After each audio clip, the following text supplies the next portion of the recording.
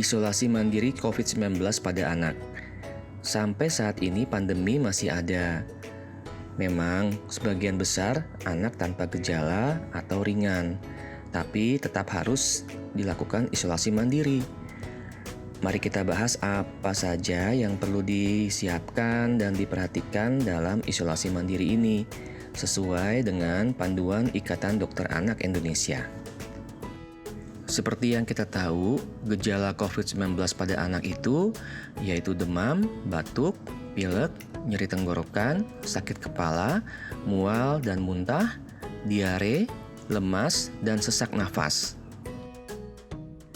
Isolasi mandiri itu ada syaratnya ya, yaitu tidak bergejala, gejalanya ringan, anaknya aktif, bisa makan dan minum, bisa menerapkan etika batuk, pantau gejala dan keluhan anak, periksa suhu tubuh 2 kali sehari, contohnya pagi dan malam, ruangan memiliki ventilasi yang baik.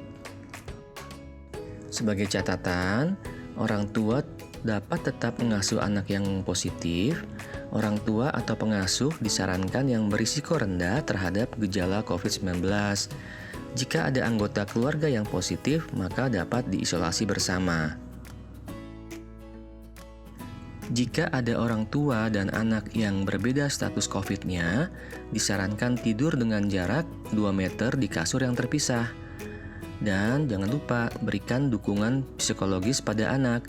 Anak harus tetap dihibur, diberikan semangat, dan tetap harus senang.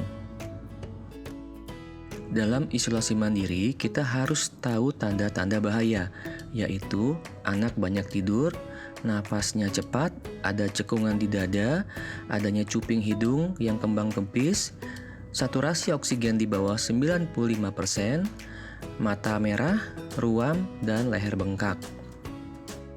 Lalu adanya demam lebih dari 7 hari, adanya kejang, anak tidak bisa makan dan minum, mata tampak cekung, buang air kecil berkurang, dan penurunan kesadaran. Orang tua harus tahu kondisi sesak pada anak. Umur di bawah 2 bulan, laju napasnya lebih atau sama dengan 60 kali per menit. 2-11 bulan, laju napasnya lebih atau sama dengan 50 kali per menit. 1-5 tahun, laju napasnya lebih atau sama dengan 40 kali per menit.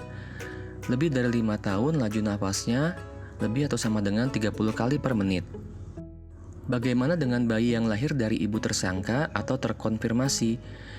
Pada inisiasi menyusui dini dapat dilakukan bila status ibu adalah kontak erat atau suspek COVID dan dapat dipertimbangkan pada ibu dengan status konfirmasi dengan gejala ringan atau tanpa gejala bila klinis ibu maupun bayi stabil.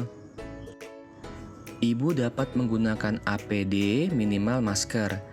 Pastikan mencuci tangan sebelum menyentuh dan menyusui bayi, serta melakukan etika batuk yang baik.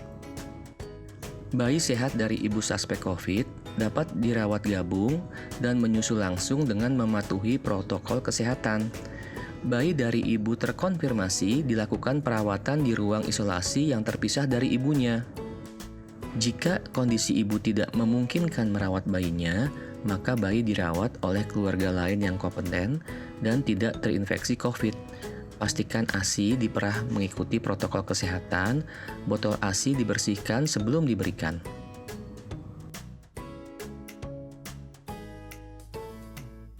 Nah, sekarang kita perlu tahu alat-alat apa yang perlu disiapkan di rumah. Pertama yaitu termometer. Lalu kedua oximeter. Obat yang perlu disiapkan di rumah yaitu obat demam yang diutamakan golongan paracetamol, zinc dengan dosis 20 mg per hari selama 14 hari. Vitamin C. Umur 1-3 tahun maksimal 400 mg per hari, 4-6 tahun maksimal 600 mg per hari, 9-13 tahun maksimal 1200 mg per hari, 14-18 tahun maksimal 1800 mg per hari. Vitamin D. Umur di bawah 3 tahun 400 unit per hari, usia anak 1000 unit per hari, remaja 2000 unit per hari, remaja obesitas 5000 unit per hari. Protokol isolasi mandiri. Tetap di rumah, gunakan masker, jaga jarak, cuci tangan, menerapkan etika batuk, dan periksa suhu tubuh pagi dan sore. Periksa saturasi oksigen dan frekuensi nadi. Pantau laju nafas, berikan bayi ASI, berikan makanan bergizi. Etika batuk dan bersin. Tutup mulut dan hidung dengan tisu. Tutup mulut dan hidung dengan lengan atas bagian dalam. Penggunaan masker. Umur 2 tahun ke atas atau yang sudah dapat menggunakan dan melepaskan masker dianjurkan menggunakan masker. Masker harus terpasang tepat. Masker bisa dilepas sementara jika anak berada di ruangan sendiri atau ada jarak 2 meter dari pengasuh. Masker tidak perlu digunakan saat anak tidur. Pengasuh yang berada di dalam ruangan yang sama harus menggunakan masker atau pelindung mata jika memungkinkan. Ruangan perlu didisinfeksi.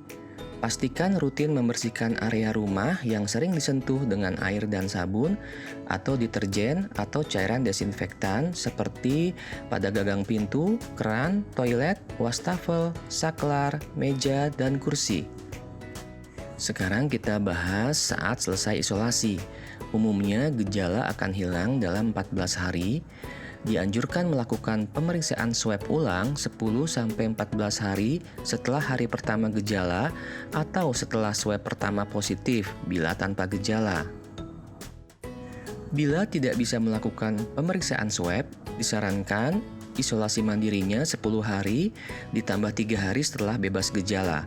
Pada penderita dengan gejala berat atau pasien kronik, umumnya masa menular lebih panjang, sehingga dokter yang akan menentukan kapan selesai isolasi.